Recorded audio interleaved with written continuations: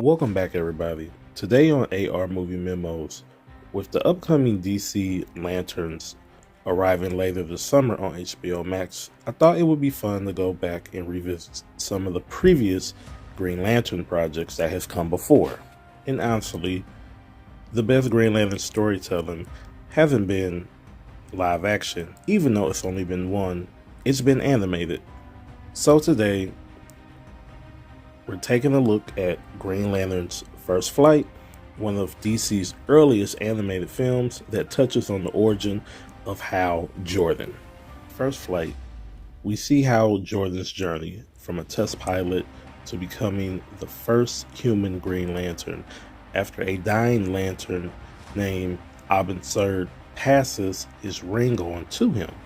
Hal is suddenly thrown into a universe he has never known existed.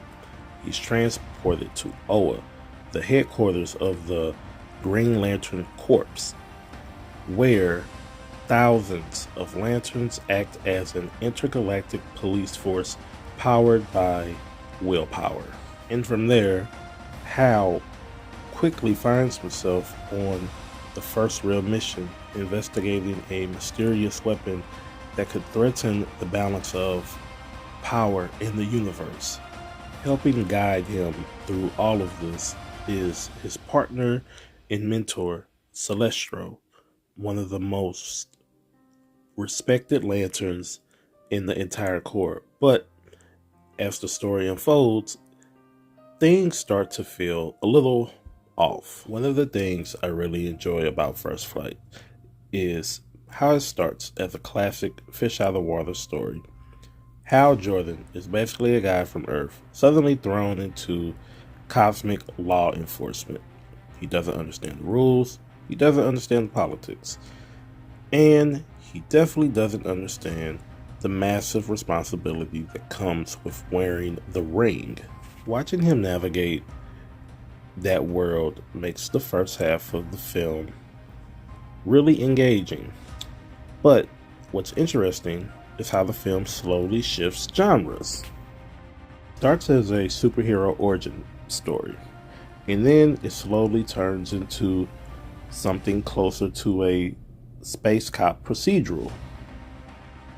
You get investigations, corruption inside of the Green Lantern Corps itself, and a mentor relationship that becomes more complicated the more Hal learns about the system he joined.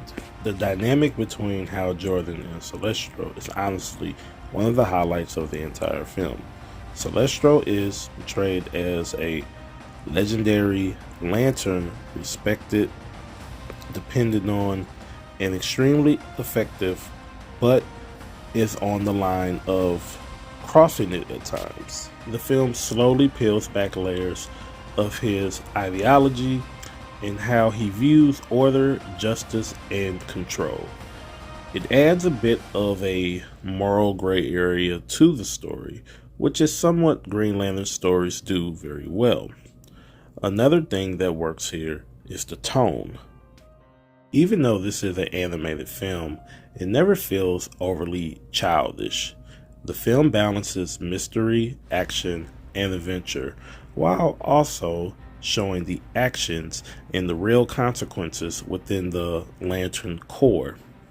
And the voice cast does a solid job bringing the characters to life, especially in selling that mentor-student dynamic between Hal and Celestro. Now, the main issue with First Flight comes in the third act.